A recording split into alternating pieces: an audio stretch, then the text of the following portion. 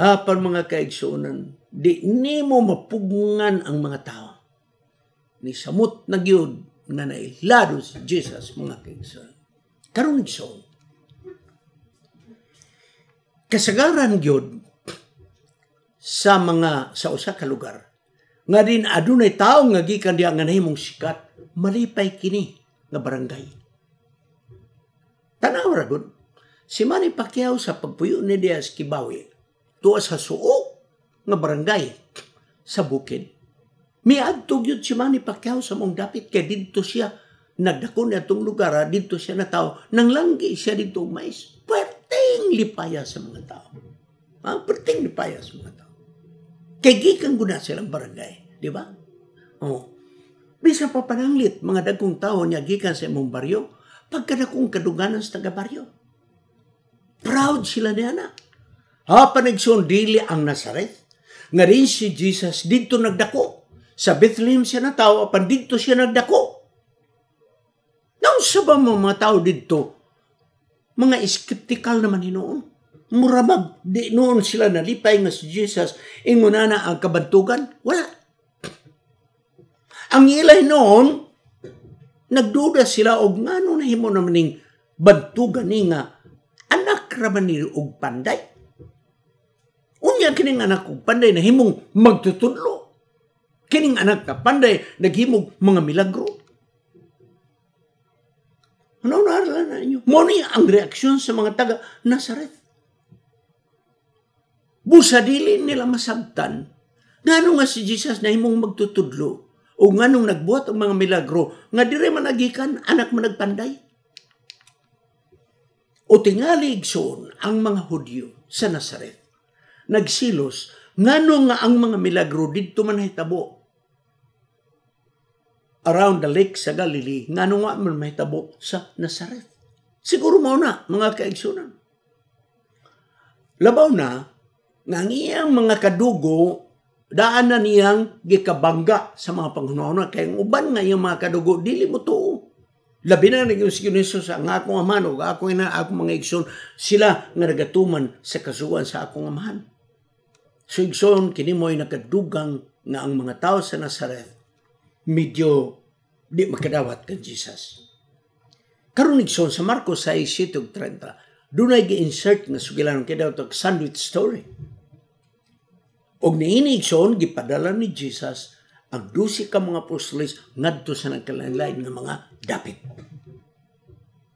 Gipadala ni Jesus sa mga dapit. Samtang si John the Baptist nga gidakop mga kaigsunan nga nabilanggo, wala maasikaso, wala matagat. Ugon niya sa maong hitabo, nagsayaw-sayaw ang anak ni Herodias o nag-ingon si Herodias, pangayo, bisang usa akong ihatag. Sugyot ang ina ni Herodias, mga kaigsunan. Ang inahan sa niya itong babae. Nga ang iyang pagayon, ang ulo ni Juan Bautista. So, igsoon, gipatay si Juan the Baptist. Apan sa pagkamatay ni John the Baptist, mismo si Herodes na hadlok. Kay may abot ang mga sugilano nagbaniog nga si Juan the Baptist na banhaw og siya mo kana si Jesus nang ayaw mamasakiton. Mo na igsoon. Ha? Ang ilang hunon nga kining si John the Baptist na banhaw diha, mo na si Jesus. Busa mga kaigsunan, sa Marcos 6:14-16, ang mga tao, nasipyat sila pag-una-una nga kini si Jesus mao ni si John the Baptist nga nabanhaw. Tapos sa mga tinunan nga gipadala ngadto sa nagkalain-laing mga dapit, mibalik sila ngadto sa ilang gigikanan og nakig-uban king Jesus sa awaaw nga dapit duol sa Lake of Galilee. Ug unya midugok ang mga tao nga mukabot og 5,000 ka mga lalaki. Kung imong niapil ang mga babaeng mga kabataan, siguro mo 10,000 pod tanan. Kay si Jesus nagapanudlo. Pagtanaw ni Jesus ng mga tawhana ang duot, babae, lalaki, mga kabataan, siguro 10,000 tanan, nagingon siya, nga nibati siya kaluoy. Kay sila, daw sama sa mga karnero, nga walay magbalantay. Pag-abot sa hapon mga kaigsunan, nagkaaguliyang mga tinunan, kung saan yung mga tawhana, nga may kaon. Imposible nga sila makakita og kwarta para ipakaon. Walay kwarta nila nga para ipakaon. So, mao niyang problema nato. Kay kung dasmagon tag problema, kita ra mo'y gustong musulbad. Kining mga apostoles, ang ilang hunana, sila ray musulbad. Ni ay Jesus, wa nila sampita. Busay na kaplagan sa mga apostoles, nga sila mahimo ni pagpakaon ng mga tawanan. Kaya nga naman, nagsaligra silang kaugalingon. Apan si Jesus, pinagya tong batanon nga lalaki. Gipangayo ang 5 ka tinapay ug 2 ka isda. Ug nabalo mo, sa milagro nga pamagi, gipagkaon ang kapin sa 5,000 ka mga tao. Sa akong iyong mga 10,000, banabana, tanan-tanan. Igsoon, makuha nato nga punto. Naay mga problema nga sa mata sa tao, walay kasulbaran. 5,000 ka mga tao, apil lalaki, babae, mga 10,000, unsaon ni mo pagpakaon. Sa makadaghan, maagyan nato na nga paghitabo. Nga muling itagwala to o atubang o likod, wala tayo makita nga solusyon. Nalimta nila nga si Jesus ilang kaubanan. Kining panghitabo igsoon sa 5,000 ka mga tao, mga lalaki lamang. Koreksyon kini sa atong Ginoo. Sa sayop nga pangunahuna sa mga Hudyo, ngang Mesiyas, muanhi, aron nga sila, himuon nga gawas nun silang pagkaulipon gikan sa kamot sa mga Romanhon. Muna ilang konsepto. Buseg so naghunahuna sila, nga kining 5,000 ka mga lalaki, abi nila og muna ni ang sinugdanan nga na-recruit ni Jesus para gamiton pagsukol sa mga Romanhon. Noong sa manigsoon, nga humagpagpakaon, gipapauli man. Dili di ay kini umaaway sa mga Romanhon nga mga kasundaluhan. Lahi di ay ang tuyo ni Ginoo. Kay tapos og kaon ni adtong mga tawhana, may pauli silang balay. So ang mga Hudiyo igsoon nang awabi man na mo girekruto para magsundalo. Nga atong awayon ang Roma. Mga kaigsunan, ang sayop nga hunahunas mga Hudiyo nga sila luwason gikan sa pagkaulipon. Apan ang pag-ani ni Ginoo nining kalibutana, dili pagluwas sa pagkaulipon, kung dili pagluwas sa pagkaulipon sa sala. Karon igsoon, nagapakita ang tanan nga binuhatan ni Ginoo nga siya anak sa Dios. Wala siya magapakita sa tanang mga milagro ban pa aron siya usa ka politikanhong tighatag og kagawasan. Wala siya gipakita nga siya usa ka political liberator. Gani igsoon, gihatag niya ang iyang kinabuhi aron ang tao matangtangan sa pagkaulipon sa sala. Morita sa sinulat ni Ellen White. Naging si Ellen White, may mga tao nga natingala, ngano nga si Jesus, wa man maghatag may panglawas. Ngano nga man siya maghatag og kusog.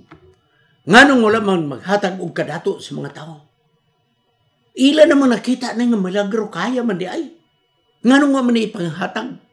Nang ayaw magmaunsa diya, ngano di naman lang na i-convert nga panghatagan mo og kadagaya sa pagkinabuhi. Busa mga kaigsoon, hunahuna nila, nganong maminaw man tayo Jesus?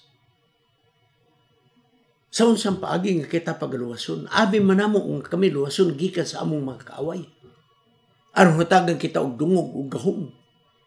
Di ba ninyo si Jesus nga manhin siya ninyo taa? O ngano nga siya nagdumili man nga koronahan sa pagkahari. Muani man ka siya aron magluwas. Di korona na siya ingon ngari, mikyas. Kaya mong yun niya. Nang ayaw mo masakiton kung siya mo'y nahari.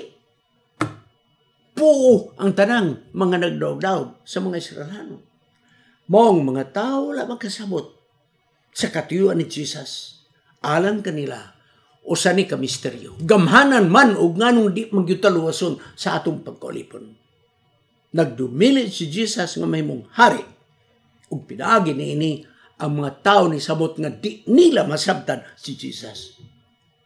May mga tao nga nagununa nga niyang pagdumili nga may mong hari. Kinigson, nagduha-duha na sila kung pinadala ba siya o dili. Kaya kung pinadala, nganong mo dili man pagkahari. Busa mga tao igsoon, puno sa kalibog silang kasing-kasing. Ang yawa mo'y nagkutaw sa hunawan sa tao. Nga tungod niining ilang kalibog nga gamhanan man ni si Jesus, nganong di mataluwason sa pagkaulipon, kaya man niya ni, nganong man niya buhata, busay son ka na pagturok sa hunawan sa tao, usa sa dagkong katarungan mong ilang gisalikway si Jesus, mga kaigsoon. Desire with Jesus, page 385. Pagkanindot sa atong leksyon. Ako maliko, tungod kay ang mga tao makasabot, nga gamhanan si Jesus ng ayog mga masakit, nagpakaon og 5,000 ka mga tao, tinapay lang og isda nga dyutay. Katunta mo nito sundalo nga makigaway. Kaya maginunta niya. Apan ngano nga man niya buhata, aron kita maluwas pagkaulipon. Og tungod nini nga kalibog sa mga tao, ilang gisalikway si Jesus. Karon mo adto na ta sa pagsipong pagsumada sa atong leksyon. Ang mga milagro nga atong natun-an nagapakita igsoon sa dagkang mga panghitabo sa milagro niyang gibuhat nga si Jesus anak sa Dios. Apan imo sa makita nga sa pikas nga bay gikapoy. Wala makatulog, wala makapahulay. So kining tanan igsoon nga imong nakita nga siya gikapoy, wala makatulog. Kini nagapakita nga siya tao ug tawo. So din igsoon dili ni madiskredit nga tungod kay gikapoy dili siya Dios. Hinumdumi nga ang iyang karakter sa pagpakatao din niyo tao siya ug tao mo nang kapuyon gutumon. Mabilar. Apan dili mo ti pasabot nga dili siya Dios, mga kaigsunan. Can you imagine? Na siya gahom nga moabog sa 5,000 ka mga daotang espiritu. Dili na masayon nga pakig-away. Kadinahan ang tao bugto. Pusasan pangbadbaron. Walay tao nga makapugong 5,000 ka daotang espiritu. Ang mipusis ni matawana. Apan si Jesus giabog niya ang 5,000 ka mga daotang espiritu. Nga nining tawhana, walay makapugong niya. Apanaon sa man pagkaunsa. Sadya nakita sa mga tao na nangamatay ang mga baboy, igsoon, gipapawan nila si Jesus. Hawa dinhi, mawala ang among paginabuhi diri. Mabankrupt ang among pigiri diri. Igsoon niya ang atong leksyon, ang atong makuha. Igsoon, wala nila ma-apresyar ang taong nga gipusis sa 5,000 ka mga daotang espiritu. Nga dito nagpuyo sa sementeryo, nagsamad sa kagalingon, manghasi sa mga tao. Apan karon na himong but-an na siya, kay giabog ni Jesus ang yawa. Wala ni makita sa mga tao ang kayuhan sa tao. Apan ilang gipalabi ang kantidad sa mga baboy kaysa tao nga nimumbutan sa diya nga giayo ni Jesus. Mao ni ang espiritu kaniadto hangtod karon. Ngang mga tao dili mohatag og bili sa mensaheng kaluwasan. Apan ilang ipalabi ang mga butangan niya nining kalibutana. Pasang dahi ka ng mga eternal nga mga butang. Kaya amo karon unsa mong makaon, unsa mong mainom, kana mo na ang amo. Apan bisag usaon pagdumili sa tao, ang gahom sa maayong balita dili mapugngan. Mo ni igsoon, mo na di ta matingala. Na mga tao nga dili makasunod kag Ginoo tungod kay naay kabtangan nga di nila ika-surrender. Di sila makalagad kay babag igsoon sa ilang negosyo ang pag-alagad. Mo total practical application. Nainumdum ko sa usa ka magtiayon sa dugay ng mga panahon. Ang bana super kapalahubog. Super kapalahubog. Na isanggutan. Okay? Iladog yun nga palahubog. Gani, irresponsable nga pagkabana. Mas daghang panahon paghubog kaysa pagtrabaho sa uma. Muadtog uma, wala, dili tininood. Kuhit-kuhit ra. Ugon niya sa katinirahan panahon, paghitabo. Kini nga bana, nakakaplag sa kamatuoran. Nausab ang iyang batasan. Matag Sabado mo, adto na siya dito sa pundok sa mga tao nga nagsimbang Sabado. Wala pa simba na ito, gitawag pag home division. Kaya may mga membro sa simbahan ni adtong dapita.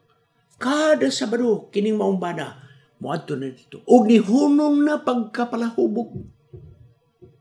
Apan ang iyang asawa, supak gayon. Nganong ang iyang bana, musulod sa pagka-Adventista. Busang gihimo nini nga asawa, aron niyang bana dili magkasimba, matag Sabado. Anang Biyernes igsoon ang tanang sinina pantalon siyang bana, humulag tubig ug iyang butangag sabon kay aron ingnon nga na iyang nang labasya.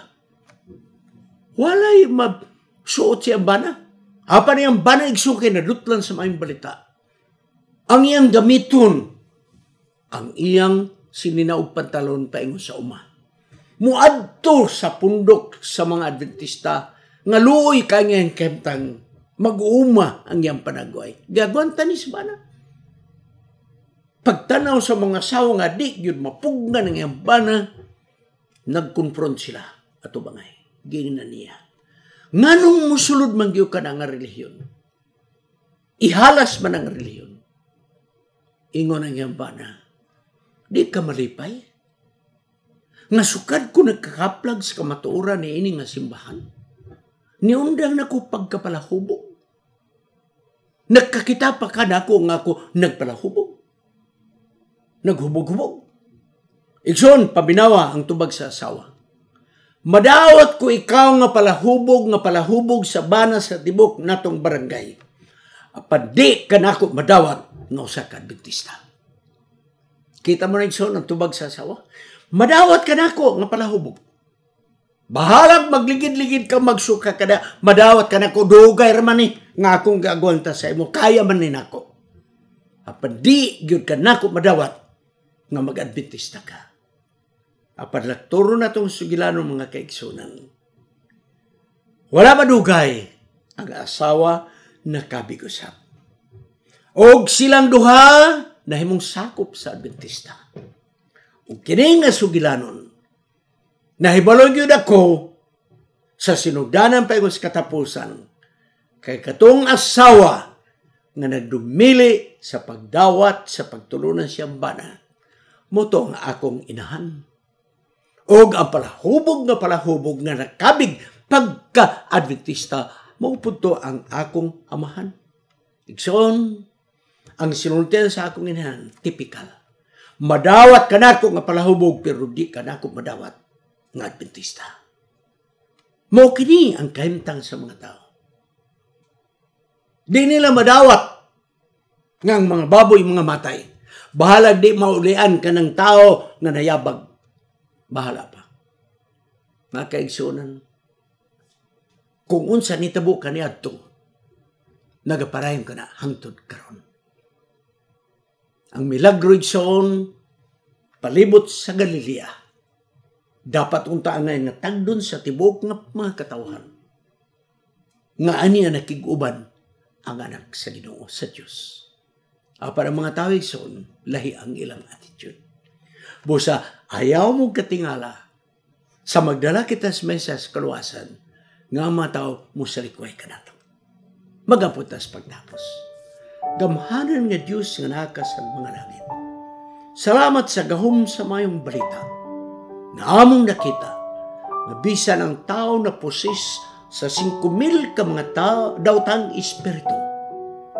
Kiniigsoon, mga kaigsunan, giabog ni Ginisos ang yawa o ang tao na imong butan o nakakabig sa dagang hamiling kalag ngadto sa atong Ginoo. Among nasabtan o Diyos, nga kining tanan nagapakita lamang kanamo. Sa adlaw-adlaw nga kami magasulti sa mayong balita, dili ang tanang tao mo dawat sa kamaturan.